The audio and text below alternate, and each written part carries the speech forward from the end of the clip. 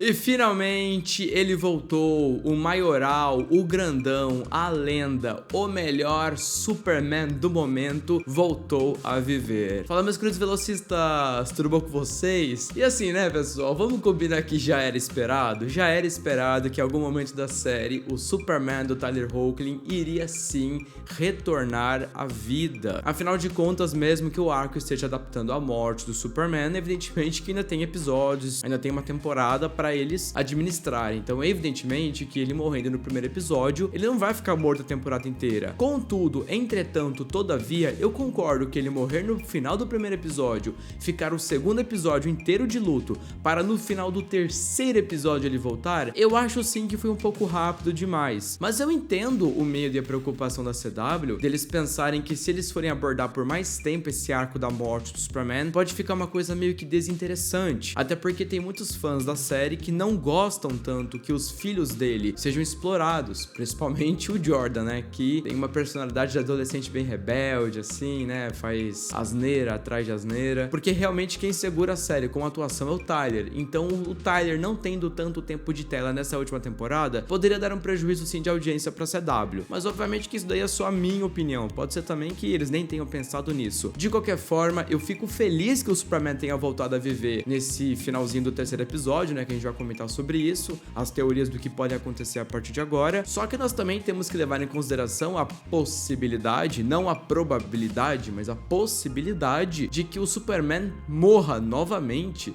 no final dessa temporada. E é sobre isso e mais um pouco que nós vamos falar no vídeo de hoje. Então, sem mais enrolações, vamos pro vídeo, solta a vinheta.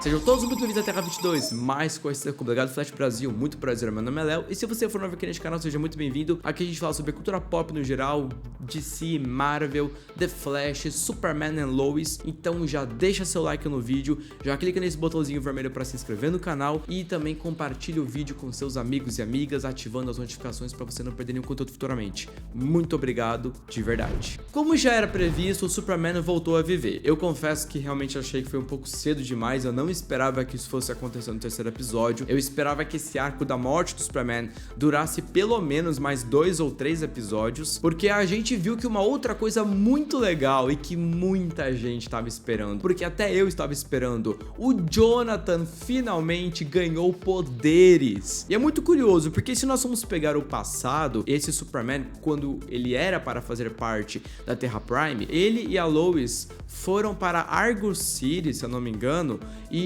ela teve o Jonathan à luz do sol vermelho para garantir que a gravidez dela não tivesse um problema, tipo o bebê acabar matando a mãe no meio da gravidez, e também, se eu não me engano, para que ele não tenha poderes iguais aos do pai, para que ele pudesse ter uma vida normal. Deixando claro que eu não assisti Supergirl até o final, tá? Então eu estou me baseando nas informações que eu lembro dos crossovers. Então se tiver alguma coisa errada, não tem problema, corrige aí nos comentários, tá ok? Mas que eu me lembre, de fato, o Jonathan, ele nasceu sob a luz do sol vermelho justamente para não ter poderes e não causar nenhum problema. Só que obviamente que naquela época o Superman do Tyler Hoechlin, que está atualmente na série Superman e Lois, era para ser a mesma versão do Superman da série da Supergirl, da Terra Prime. E a gente sabe que ele não é a mesma versão, por mais que muita gente talvez nem faça ideia, por ser o mesmo ator, são personagens totalmente diferentes. Até porque o Superman de Supergirl, ele é bucha de canhão, só apanha, né? Ele não tem nenhuma proeza, nem nada bem feito assim que eu me lembre. Já o Superman do Tyler Hoechlin da série Superman Lois, que é de outro universo, é o Superman mais forte do live action até o momento. Mas como tivemos essas mudanças de linha do tempo, de multiverso e tudo mais, agora sim o Jonathan finalmente ganhou poderes. E é muito legal, né? Porque a gente nunca ficou sabendo se isso daí poderia acontecer ou não,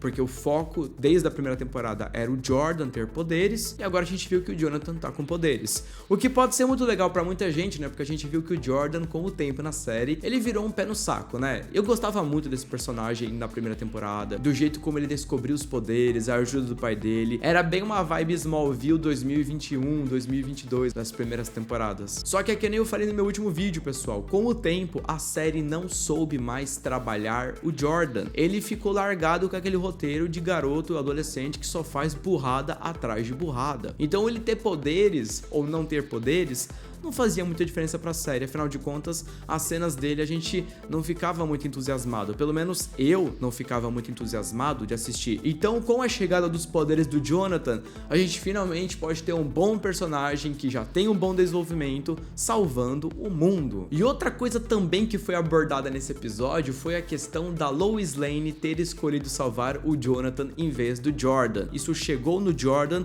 e ele foi debater com a mãe dele sobre o Jonathan ser o filho favorito da mãe dele. E assim, eu não tô aqui pra defender ninguém, porque é uma situação muito delicada, né? Uma mãe tem que ser obrigada a escolher entre um filho ou outro. Só que a Lois Lane não sabia o que estava acontecendo, ela não sabia se o Jonathan estava realmente em perigo, se o Jordan estava realmente em perigo. Ela processou a informação de que o perigo que os dois poderiam estar seria um perigo mortal para um humano mortal. Então, como o Jordan tem poderes de kryptoniano, evidentemente que balas normais, faca ou explosivos não iriam matar, poderiam machucar, mas não iriam matar. Já o Jonathan, meus queridos, ele é humano, pelo menos ele era humano, né, até o último episódio. Então a mãe dele tentou pensar racionalmente na hora o que daria pra fazer, não teve tempo. Então eu entendo a cabeça da Lois Lane naquele momento em pensar que o jeito era salvar o filho mais frágil, que poderia sim morrer. Só que nós vimos que o Jordan vai cobrar isso da mãe dele, né, dizendo: ah, você escolheu salvar ele é seu filho favorito, não sei o que. E assim, pessoal, a gente sabe que em família existe muito nessa questão, em algumas famílias pelo menos, de irmãos competirem pelo amor do pai, pelo favoritismo, né? Apesar de que em Superman e Lois eu nunca vi, eu pelo menos não me lembro, de ter visto uma cena da Lois Lane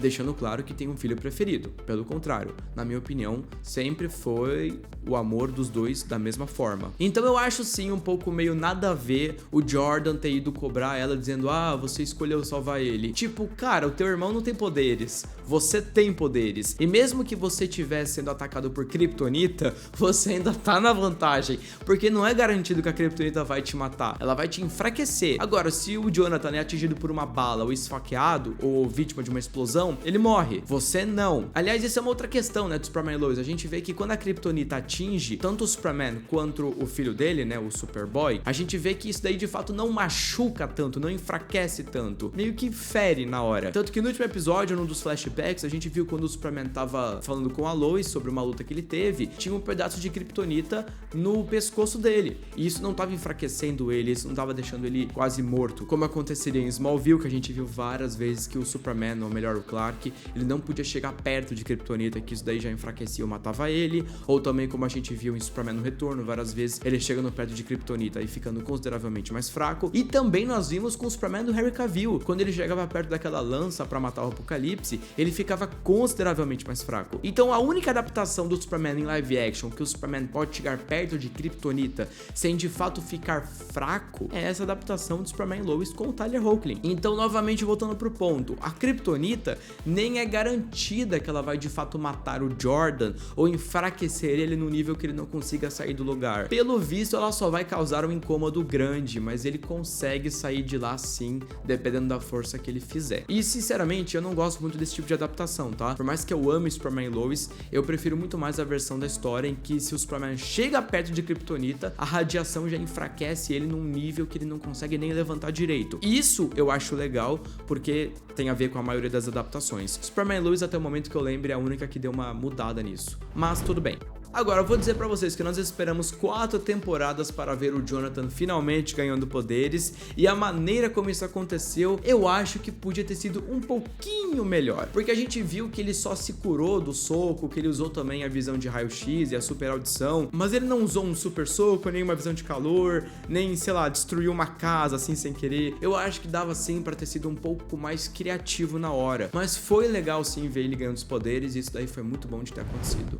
Outra coisa também que nós vimos ser muito bem abordada nesse episódio, que eu gostei muito, mas muito de ver, foi como o Sam Lane, o pai da Lois Lane, acabou descobrindo que o Clark Kent era o Superman. E cara, é muito legal porque a gente nunca viu isso acontecendo em nenhum outro tipo de mídia, do Clark chegar para o pai da Lois, que é o General Lane, e contar que ele é o Superman. Mas a gente viu, né, no momento ele dá uma debochada dizendo: cara, por favor, né, você tá dizendo que é o Superman? E a gente viu sim que um óculos faz a diferença. A gente viu que um óculos faz a diferença. Eu não sei se na série eles seguem aquele conceito de que o óculos tem lentes específicas que vieram de Krypton que causam uma certa desilusão pra quem olha pro Clark, pra não reconhecer que ele é o Superman. Eu acho que não. Tudo bem que poderia ser sim uma tecnologia kryptoniana, e já que o Tyler é um Superman um pouco mais pé no chão, a gente sabe sim que daria pra usar essa desculpa de que o óculos tem essa tecnologia kryptoniana que dá uma desilusão nos olhos das pessoas. Mas eu acho que isso aí não é usado há muito tempo, né? Acho que na verdade isso daí só foi usado até hoje nos quadrinhos, né? Então, de fato, não. A série acho que não segue por esse caminho. Só segue pelo fato de que o óculos faz com que ninguém perceba que ele é o Superman. E é engraçado porque foi literalmente ele só tirar o óculos que o Sam reconheceu que ele é o Superman. Ele não precisou levantar uma mesa, ele não precisou voar, foi literalmente o óculos. E a gente viu que teve também uma intriga nesse episódio, no passado, que o Sam Lane não queria que o Clark, vulgo Superman, casasse com a Lois, porque ele disse que a vida do Clark vai ser salvar as pessoas, vai ser trabalho atrás de trabalho, e que não seria uma vida feliz para a Lois. Só que no final das contas a gente viu que ele deu a bênção sim, e que ele concordou que os dois pudessem casar juntos. E teve uma razão muito específica para esse episódio focar muito na vida do Sam Lane, no passado do Sam Lane, em como ele tratava a filha dele, em como ele tratava o relacionamento dela com Clark, porque no final do episódio o Lex Luthor obriga o Sam Lane a revelar onde tá a Elizabeth, que é a filha do Lex Luthor, e o Sam Lane, como tinha prometido que não ia revelar, que não ia contar pra ninguém onde ela estava,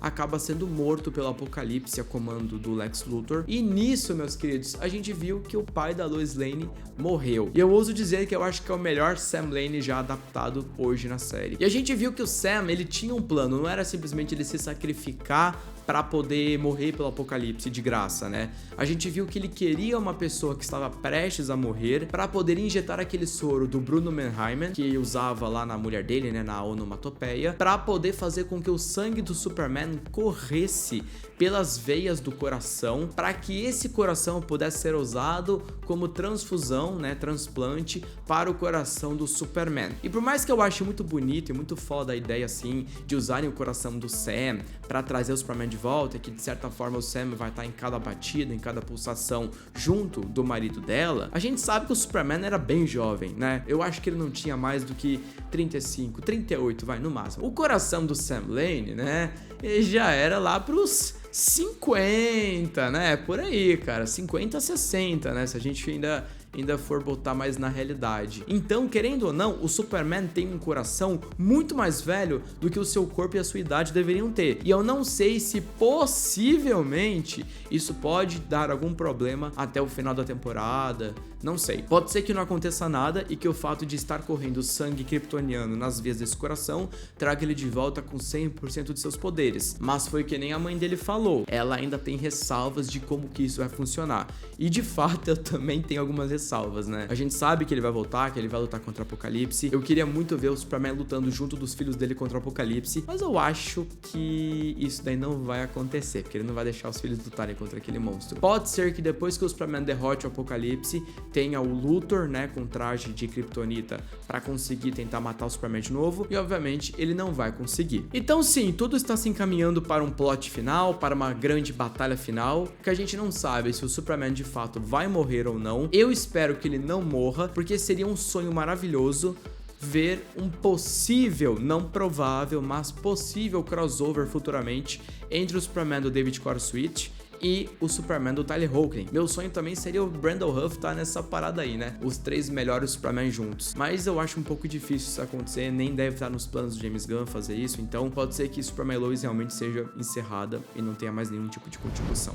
E bom, meus queridos, praticamente foi isso que a gente conseguiu analisando esse episódio. Eu achei esse episódio muito bem trabalhado, muito bem desenvolvido, e eu arrisco dizer que eu gostei mais desse terceiro episódio, talvez, do que dos outros dois, né? Tudo bem que teve a luta do Superman com o Apocalipse no primeiro episódio, mas eu acho que ele foi mais enrolado. E nesse aqui, a gente viu que a trama avançou bastante. E agora, teremos que aguardar os capítulos do próximo episódio. Então é isso, meus queridos. O vídeo vai ficando por aqui. Eu espero de verdade que vocês tenham gostado. Deixe sua dúvida, sua teoria ou sua opinião nos comentários pra irmos debatendo juntos, tá ok? Muito obrigado de coração a todo mundo que achou até aqui. Um grande beijo pra todo mundo e até o próximo vídeo.